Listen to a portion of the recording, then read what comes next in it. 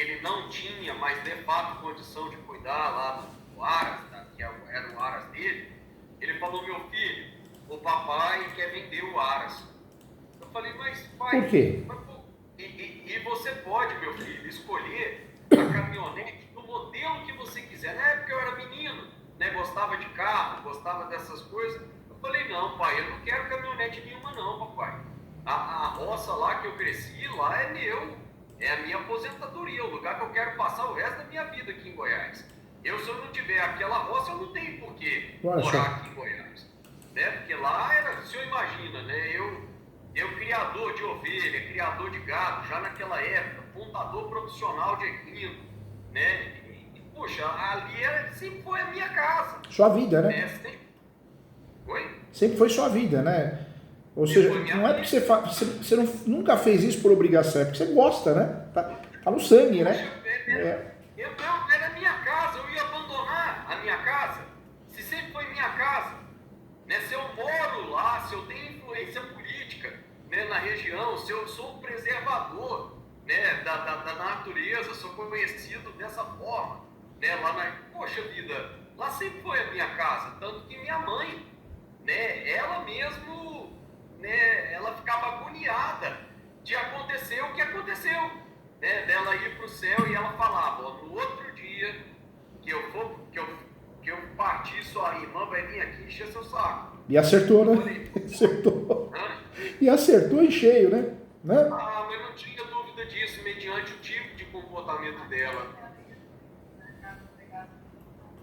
Até de vir aqui, porque olha o que aconteceu uma vez, que grave isso, doutor, que ocorreu. Eu tô olhando aqui, o tempo tá tranquilo ainda. Mas se precisar pagar pra gente ficar... Não, imagina, fica tranquilo, não tem problema não. Tá bom? Tem tempo. A minha... O que eu tava falando?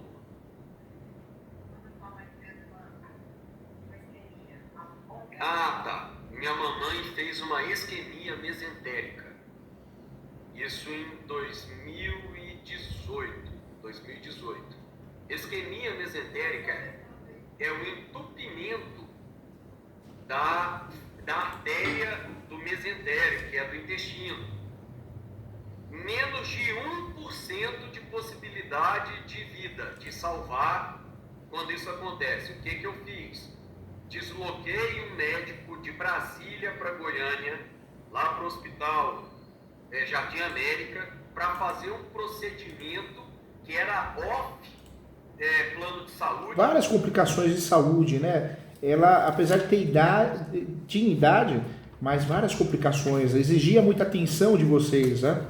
Não, e ela só chegou aos 83 anos, doutor, pela forma do tratamento natural que eu fazia com ela. Alimentação natural, vitamina D do sol, água mineral, né, que minha mãe só tomava. Eu cuidei da minha mamãe chegou aos 83 anos de idade, porque Deus me possibilitou, me deu energia e conhecimento para poder cuidar da minha mamãe. E assim, se não fosse por conta de um remédio químico... Um erro, né? Um erro médico, né? Inclusive é uma outra situação, mas esse erro médico é passível de briga judicial, né?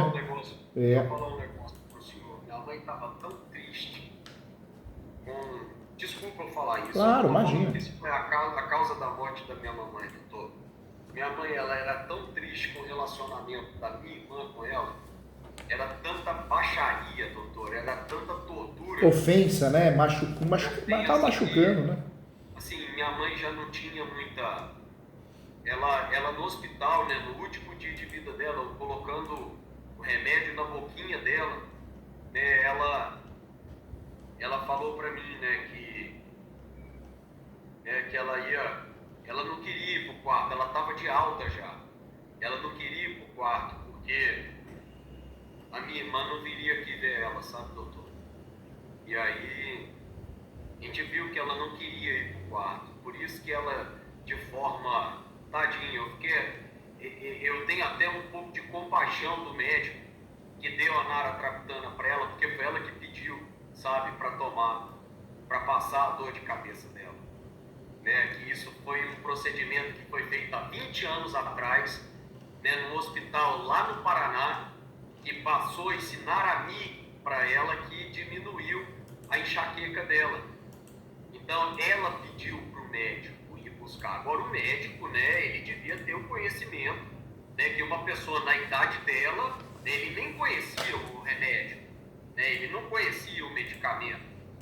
Porque se ele conhecesse, né, ele nunca daria para uma paciente de 83 anos de idade a naratriptana.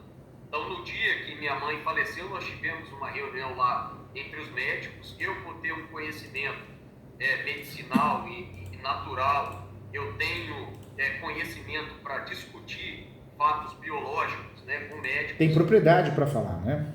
Exatamente. E eu não me gabo de nada, tá, doutor? Claro. Toda honra e toda glória ao nosso Senhor Jesus Cristo. Então, eu tive uma conversa com o proprietário do hospital, que era amigo meu, doutor Rodrigo, né, mais 4, né, o angiologista, o intensivista e o cardiologista. Todos concordaram, né, que a naratriptana, né, foi um indutor. Inclusive, é claro que isso tem que ser analisado com cuidado, porque envolve emoção, sentimento, mas nada impede de você fazer uma futura ação por erro médico, né? Não é pelo valor, pela indenização, mas é para o médico aprender, né? O doutor Rodrigo, que é o dono do hospital, ele falou: Pimentel, a gente pode fazer uma autópsia da minha mãe. Eu falei: doutor, não encosta o dedo da minha mãe. Deixa minha mãe do jeito que ela tá. Eu vou enterrar minha mamãe lá no túmulo onde o meu pai está, que era o que ela sempre queria, era o lugar que ela queria ir. Eu, por favor, minha mãe não está mais aqui. Minha mãe não está mais aqui. O que importa para mim é a vida da minha mãe. E foi a vida da minha mãe. Eu enterrei minha mamãe. Né? E a minha mamãe foi para o céu. Ela, quando eu enterrei ela, doutor, ela estava com um sorriso no rosto. E ela rejuvenesceu pelo menos 10 anos dentro do caixão.